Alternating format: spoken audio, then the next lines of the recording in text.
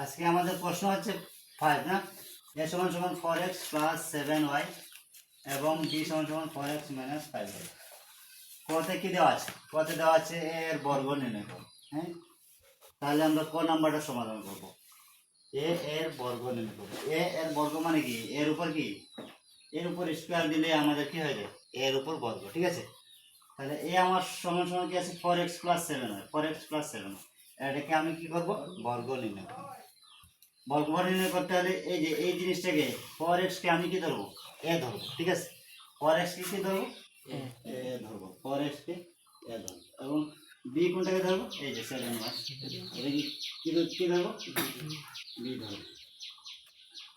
কোন সূত্রে যাই? তাহলে এটা যদি a হয়, এটা যদি b হয়, তাহলে a প্লাস b হলো স্কয়ার না? এই যে a প্লাস b হলো স্কয়ার। a প্লাস b হলো স্কয়ার সমান কি?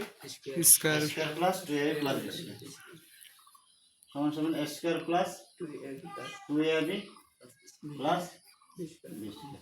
ঠিক আছে, এই যে a প্লাস b হলো স্কয়ার সমান a square plus 2ab plus b square. এই সূত্রে যাচ্ছে। ঠিক আছে, তাহলে যেহেতু a আমার কি 4x, এই যে যদি 4x এই যদি কি হয় 7y হয়, তাহলে আমার কি a প্লাস b হলো স্কয়ার কি a square plus 2a plus b square. এর যে এদিকে আমি কি করব? a স্কয়ার না a প্লাস b হলো স্কয়ার। এটাও কি a প্লাস b হলো স্কয়ার। মিল আছে না? যেহেতু গঠনটা মিল আছে, অতএব আমরা ধরতে পারি যে এটা a প্লাস b হলো স্কয়ার সূত্রে যাচ্ছে। ঠিক আছে, তাহলে a প্লাস b হলো স্কয়ার সূত্রে যাচ্ছে, তাহলে আমরা কি লিখতে পারি? Square plus 2a plus b square. তাহলে এই a স্কয়ার না, এটা লিখবো a স্কয়ার। এই আমার কত? স্কয়ার 4x না। তারপর এটার উপর কি আছে? স্কয়ার আছে, এই স্কয়ারটা নিব। ঠিক আছে, তারপর কি আছে? প্লাস আছে, না? এরপরে কি আছে? 2 আছে। এরপরে কি আছে? a আছে। a কত আমার? 4x। b আমার কত আছে? 7। তারপর কি আছে? প্লাস b আমার কত আছে? 7। ঠিক আছে, স্কয়ার আছে না? এটা তো সহজ না? দেখে যখন তোমার এই যে এটার গঠনটা দেখবে যে এই যে এই a প্লাস b এখন এখানে যদি মাইনাস থাকতো না, যদি বলি মাইনাস থাকতো, তাহলে কোন সূত্রে যাইতো? a মাইনাস b হবে সূত্র। তো তোমাকে আইডিয়া করতে হবে যে আসলে এটার গঠনটা a প্লাস b এর সাথে মিলতেছে না a মাইনাস b এর সাথে a মাইনাস b হল স্কয়ার সাথে মিলতেছে। গঠনটা দেখলেই হবে। এখানে যদি 6 64x দিয়ে দিই, তাহলে তোমার কিন্তু মাথাটারে কি করা যাবে না, উল্লট পালট করা যাবে না। চিন্তা ভাবনা একদম সঠিক স্থিরভাবে রাখতে হবে যে এটা আমার সম্পূর্ণটা কি এ ধরতে হবে এবং ওইটা কি ধরতে হবে? বি ধরতে হবে। মাঝের চিহ্নটা কি মাইনাস না প্লাস আছে, এটাকে জাস্ট খালি ফলো করতে হবে। Have to follow, only have to follow what type of character has a. Okay, তাহলে এখানে আমার কি আছে?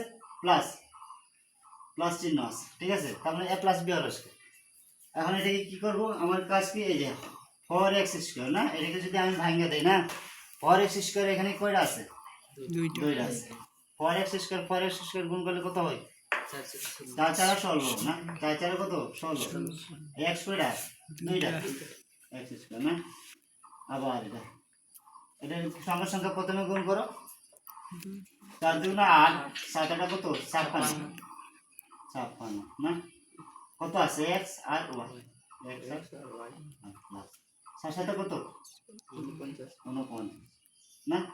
y কয়টা? 2। এই তো হয়ে গেল, এই হলো শেষ।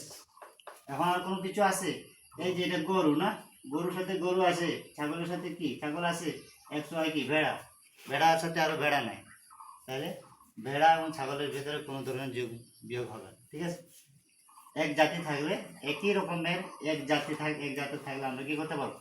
যোগ বিয়োগ করতে। x স্কয়ার যদি এখানে যদি শুধুমাত্র y না থেকে যদি 56x স্কয়ার থাকতো, তাহলে আমরা বলতে পারতাম 56x square plus 16x square. ওটা কি যোগ করলে কি হবে? যেহেতু এটাও x স্কয়ার এটাও x স্কয়ার, তাহলে এটা কি করতে পারতাম?